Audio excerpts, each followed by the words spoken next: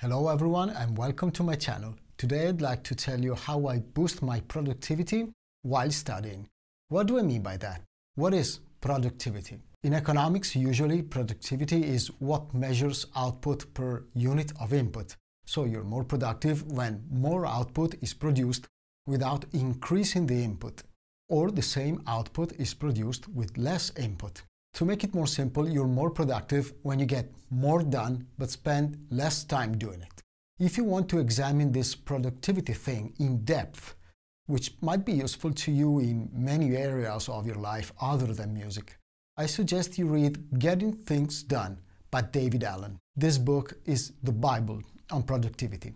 Or you may want to check out Ali Abdaal YouTube channel for some amazing videos about how to be more productive. I'll put the links in the description below. Today I'll just show you the very simple method I use to optimize my practice. Okay, today I want to study some technique. I want to practice alternate picking, economy picking, my legato or my tapping and so on. But I also have to study a lot of music theory, let's say some scales or modes, and I also have to study the chords I get from those scales and modes.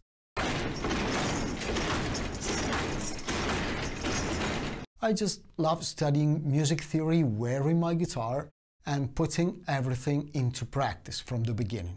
I'll start with something very simple. Let's say I have to study the caged system on a C natural major scale. You can find it anywhere on the internet and just memorize it. You can even memorize it without playing it, or you can just play it up and down, monkey see, monkey do style, and pass your exam. And of course I suggest you do that. It's the basic routine. But I also believe you don't want to stick to the basic routine only.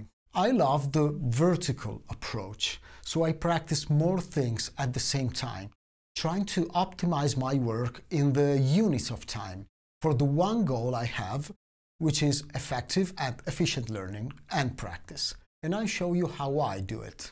Okay, C major Ionian, only natural notes, no sharps, no flats. Get it. And the cage system, the C shape, I already practiced the scale up and down to be ready for the exam, but I want to do more. So I start using the techniques I want to get better at, like tapping. Okay, so I play the C shape with tapping.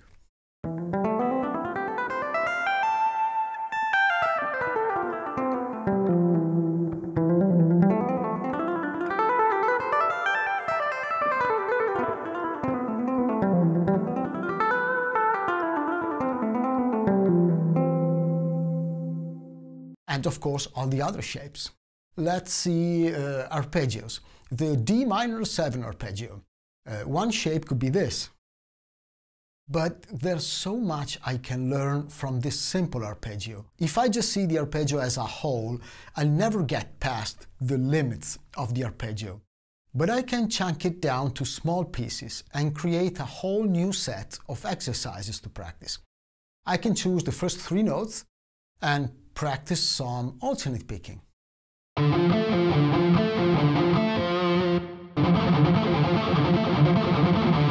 Or I can change the pattern.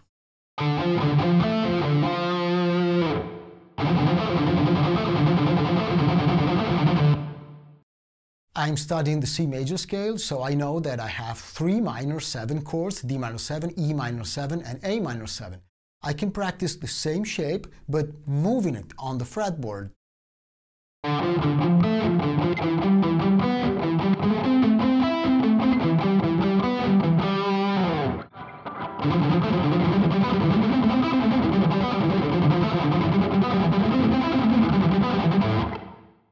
I can choose the first 5 notes, and I can practice some odd divisions like quintuplets. 5 16th notes in one beat. University, university, university, university.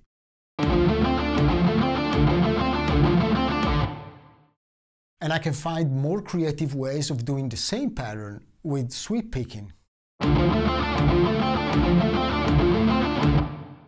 Or with hybrid picking.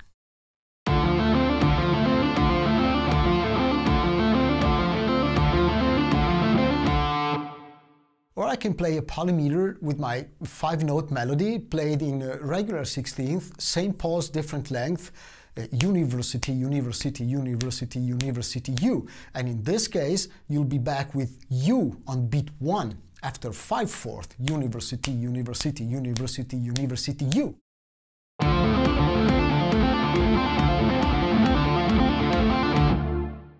Or I can extend the arpeggio and practice some tapping without picking at all, with hammer-ons out of thin air.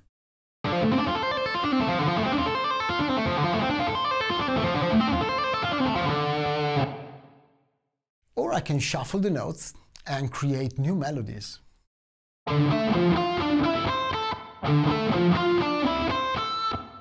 And I can change the note's value and create a new melody line.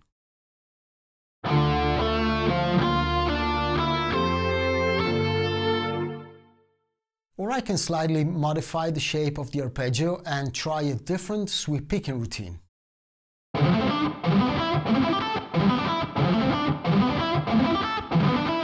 All of this from a single shape of D minor 7 arpeggio.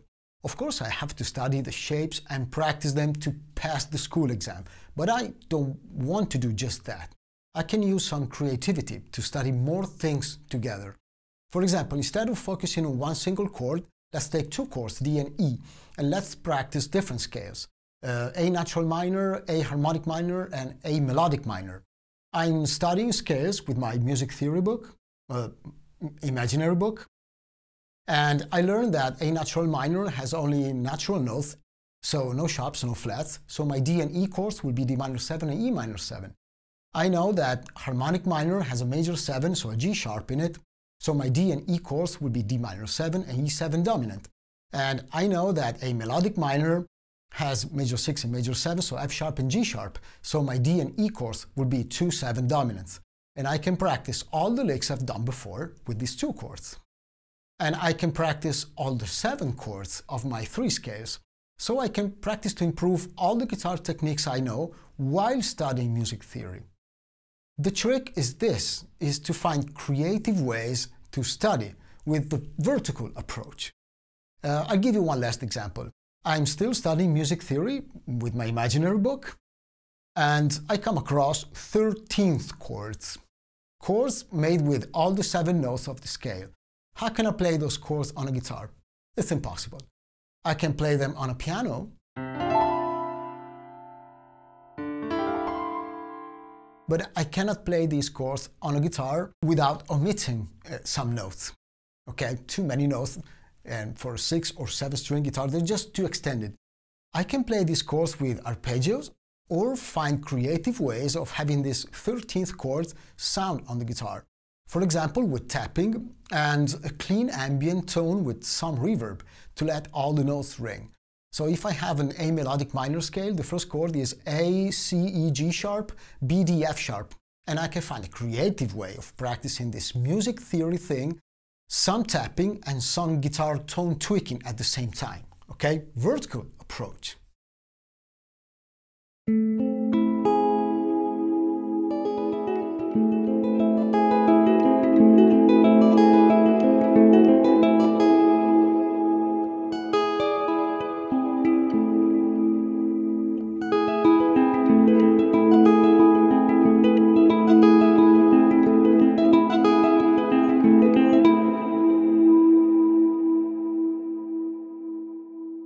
And of course, I can do the same thing for every chord or every chord progression.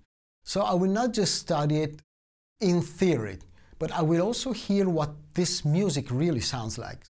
And that works better for me because I learn a lot more. Okay? That's it for today. As usual, I have no truth. I just love sharing my thoughts and my experience. I hope you enjoyed this video and got some value from it. Let me know your creative routine if you have one. I'm always happy when I learn new things. Thank you. Ciao.